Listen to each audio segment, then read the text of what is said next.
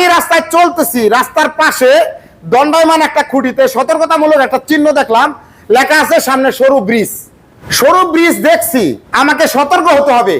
আমি কি সতর্কতা অবলম্বন করব? ব্রিজে উঠার আগেই গাড়ির গতি কমাবো এবং হর্ন বাজাবো। যদি রাত্রিকালীন সময় চলে, আমি রাত্রি অবস্থায় রাত্রিকালীন সময়, তাহলে আমি হেডলাইট আপার ডিপার দিব। হেডলাইট চিনেন তো? হেডলাইট আপার ডিপার দেওয়া যায়, আলোটা উপরে নিচে করা যায়। এখন আমি হর্ন দিলাম, হেডলাইট আপার ডিপার দিলাম, অথচ ব্রিজে কোনো লোক নাই। আমি কেন দিলাম? সতর্ক হওয়ার জন্য। কি থেকে সতর্ক হব? কেউ তো নাই, ব্রিজে দেখতেছি কেউ নাই। ওকে, এবার সব জায়গায় ব্রিজ একটু উঁচুতে থাকে না? আমি যখন ব্রিজে উঠতেছি, আমি কিন্তু ব্রিজটা দেখতেছি। ব্রিজের ওই পারে যে রাস্তা আছে, ওখানে কে আসতেছে আমি কিন্তু দেখতে পাই নাই। এই জন্য রাত্রিকালীন সময় আমি যদি হেডলাইট আপার ডিপার দেই, এই আলোটা আগত গাড়ির চোখে পড়বে। যখন চোখে পড়বে, সে বুঝবে যে ব্রিজে কেউ উঠে গেছে। আর দিনের বেলা আমি হর্ন বাজাইলাম, সাউন্ডটা আগত গাড়ি শুনতে পাইছে, তখন সেই চালক বুঝতে পারবে কেউ একজন ব্রিজে উঠে গেছে। তার মানে ব্রিজে উঠে গেছে মানে কি, আমার একটু গতি কমাতে হবে, প্রয়োজনে থামাতে হবে, ওরে আসার সুযোগ করে দিতে হবে, তারপরে আমি পার হবো।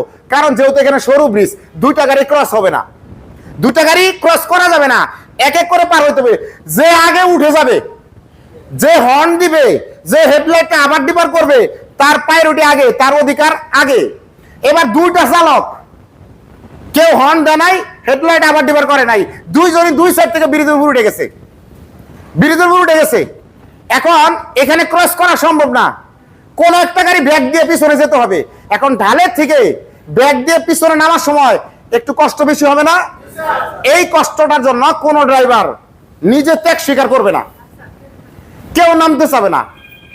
তো এই দুইজনের ভিতরে যে লোকাল বেশি, লোকাল বুঝেন তো, এলাকার গাড়ি কার, এলাকার ড্রাইভার কার, সে জানলা দিয়ে মাথাটা বের করে দিবে, ধমক দিবে, বেড়ে পিছা বেড়া। এখন আরেক বাইরের ড্রাইভার, ও তো ড্রাইভার, ওরও তো রাগ আছে, ও বলবে কি হয়েছে ভাই, ধমক দেন কেন? এই যে এইটুকু বললে ওর অপরাধ। টুক করে গাড়ি থেকে নেমে দুজনে হাতাহাতি, এই যে ঘুষাঘুষি, এই হাতাহাতি করতে গিয়া, ঘুষাঘুষি করতে গিয়া পাবলিক দেখে, আর ড্রাইভারের বদনাম হচ্ছে, চালকের বদনাম হচ্ছে। চালক নিজেরাই মারামারি করে, চালক আসলে ভালো না, চালকের ব্যবহার খারাপ, চালক বলতেই নেশাখোর, তাই তো? এইটা ভাবতেছে। এই যে ভাবনাটা দূর করার জন্য আমাকে ব্রিজে ওঠার আগে আমাকে স্থানীয় লোক, লোকাল লোক কেন ধমক দিবে? আমি যদি হেডলাইট আবার ডিবার দিতাম, হর্ন বাজাইতাম, তাহলে সে স্থানীয় হোক, আমাকে চোখ রাঙানোর আগে তার চিন্তা করতে হতো আমি দুইটা সিগন্যাল দিয়েছি। তাকে বলতে পারতাম, ভাই কি ব্যাপার, আপনি ধমক দেন কেন? আমি তো সিগন্যাল দুইটা দিছি, দিয়ে তো আপনার আগে উঠে গেছি, তা আপনার তো হিসাবে আমাকে প্রায়োরিটি দেওয়া, আমাকে রাস্তা দেওয়া। তখন সে বাধ্য হয়ে স্বীকার করবে, হ্যাঁ আমি স্থানীয় থাকলেও আমার আসলে অন্যায় হয়ে গেছে, এই অন্যায়টা আর করা যাবে না। তাহলে ব্রিজে ওঠার সময় কি করতে হবে? দিনের সময় হর্ন বাজাতে হবে, রাত্রিকালীন সময় হর্ন এবং হেডলাইটের আপার ডিপার দুইটাই দিতে হবে। যদি না দেই, এই ব্রিজের মধ্যে দুইটা গাড়ি মুখোমুখি হবে, মুখোমুখি সংঘর্ষ না হোক, ঝগড়ায় লিপ্ত হবে। এই ঝগড়ার হাত থেকে বাঁচতে হলে রোড সাইন আমাদের মানতে হবে। তো সেই রোড সাইন গুলো প্রতিনিয়ত রাস্তাঘাটে আমি পরিষ্কার করতে যাই, আপনারা হয়তো আমার ভিডিওতে দেখেন।